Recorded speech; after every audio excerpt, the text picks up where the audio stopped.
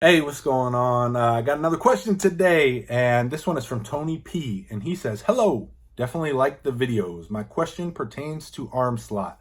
I have a kid whose arm gets outside, almost sidearm action. He throws very accurate, just worried in the future if this might hurt his arm. Everyone has their own style. I don't want to change his way." So, great question. Now, here's the thing. I hear a lot of coaches saying, you don't want to throw sidearm, get your arm up, get your arm up, get your arm up. Okay. Here's what we need to understand about throwing sidearm. First of all, I was a sidearm pitcher. Okay. I threw from many different arm slots. I started my high school career probably like a high 3/4. Then I went to a 3/4. Then dropped down to a low 3/4, then straight sidearm. Then I actually dropped down to a submarine pitcher way down low. My junior year of college, and then I came back up to straight sidearm and pretty much stayed straight sidearm through my professional baseball career. So sidearm is not necessarily a bad thing. Here's where you can get issues, especially in young players with sidearm. If their elbow is dropping below their shoulder and they're kind of chicken wing sidearm throwing, that's no bueno. The big thing you want to understand about arm angle is that it's got to be relevant to the shoulder angle, okay? You'll see it's crazy. I actually made a video a while ago. I'll try to find that video and put the clip right here. But you'll see a lot of different pitchers with different arm angles, but it's all in relation to their shoulder. So, for example, a guy who's overhand is still going to be in line with his shoulder angle. A guy who's lower arm angle, sidearm, is still going to be in line with his shoulder. So it's all relative to your body angle, which promotes your shoulder angle, which your arm is going to fall onto. So the only real issue we have with arm angle is if we're not in line with the shoulders, right? That's when we can fall into problems. That's when we can create injury, because the more energy we put through the delivery, if we're not in line with our shoulders, we're putting more stress on the shoulder and the elbow, right? And that's what we don't want to do. So just make sure that he's in line with his shoulder. He's got a good body angle. His shoulders are in line with his arm. I think it's going to be okay. He's going to be okay. And like you said, everyone has their own style, right?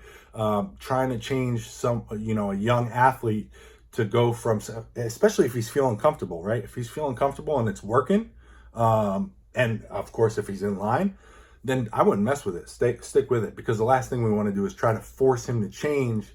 And then he feels uncomfortable. And then what I see a lot of guys do, actually, when you hear the coach saying, get your arm up, get your arm up, they'll start trying to bring the arm up and then kind of get jammed up, even in the back. So like what I see a lot is when kids start to throw and they start to take it out of their glove, they'll try to get real high in the back as they're coming up. And then they're just all jammed up. In the back, we actually want to be below the shoulder. So before we get to our start to rotate and unwind, our elbow is going to be below the shoulder here. Now, as we come up to release point, then we're going to get extended and more in line with the shoulder. So again, in line with the shoulders at release point, and don't really force him if he's doing good to really change anything. Anyway, that's what I think. That's what I would do.